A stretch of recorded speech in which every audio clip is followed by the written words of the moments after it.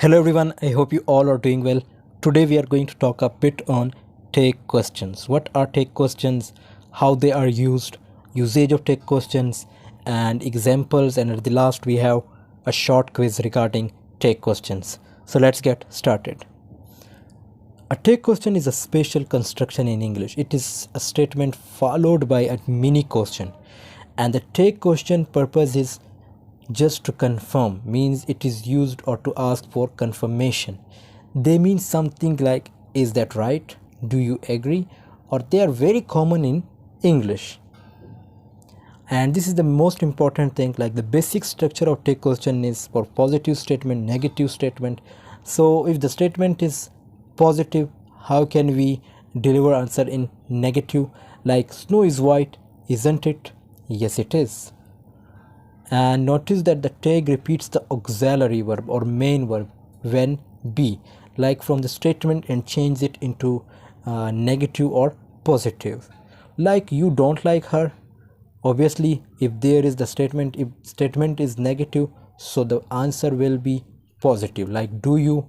No, I don't. Yeah, yes, I do. And the first usage, like take questions are more common in speaking than writing. So take questions are more in speaking than writing. We often use take questions when we expect the listener to agree with our statement. In this case, when the statement is positive, we use a negative take question. And so as I said to you already, that when the statement is positive, we use a negative take question. Like, she's a doctor, isn't she? Yesterday was so much fun, wasn't it? So you can see that here the statement is negative, but here the first statement is positive. So when the statement is positive, the reply will be negative. And if the statement is negative, the second reply will be positive. And second usage, if the statement is negative, we use positive questions take, like it's again second usage. As I told before, he is not here, is he? You can see that the first statement is negative, but the second statement, the answer is what? The answer is obviously positive. The trains are near on time, are they? Nobody has called for me, have they?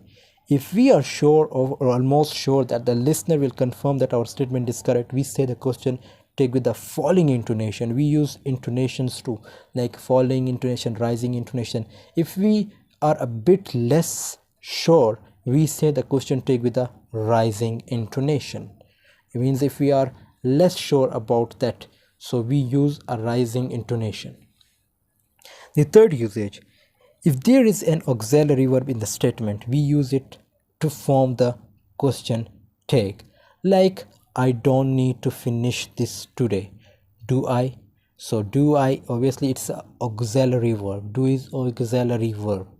James is working on that, isn't he? Your parents have retired, haven't they? The phone did not ring, did it?